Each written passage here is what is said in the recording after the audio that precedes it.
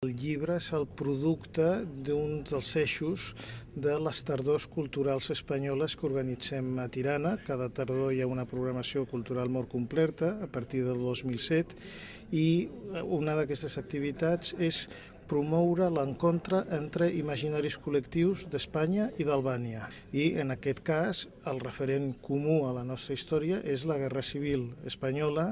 a la qual van haver-hi 38 albanesos a les brigades internacionals a la Guerra Civil. I un d'aquests brigadistes va ser un escriptor molt famós que es deia Pedro Marco, que després, al 20è aniversari del començament de la Guerra Civil, al 56, va escriure una novel·la que es diu en albanès Hasta la vista,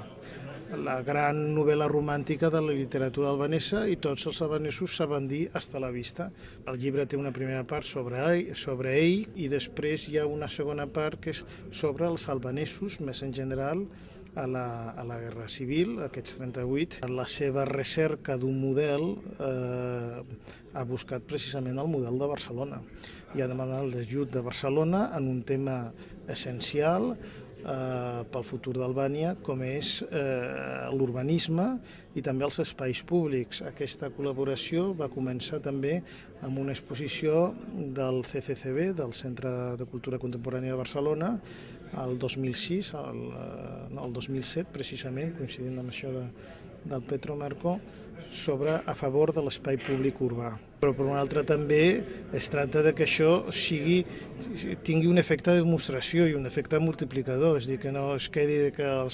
les persones que viuen en aquesta zona es beneficien d'això, sinó que sigui un know-how que adapti l'Ajuntament de Tirana i per això que continuï l'assistència de Barcelona, és a dir, deixar-los anar amb ells sols, per així dir-lo, però també assegurant la sostenibilitat a mig termini d'aquesta iniciativa.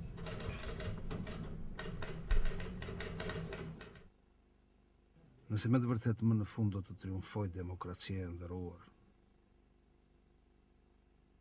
gjeneratat që vinë do të kenë mundësi të njohin dhe analizojnë këtë kalvarin ton të çuditshëm 45 vjeçar, që edhe duke u shtypur dhe duke vuajtur, duke na u mohuar frymëmarrja të ndarë nga bota, ne prap kemi punuar. Ata që do të jetojnë, që janë moshë të re, do të kenë fatin të punojnë e të krijojnë si njerëz të lirë.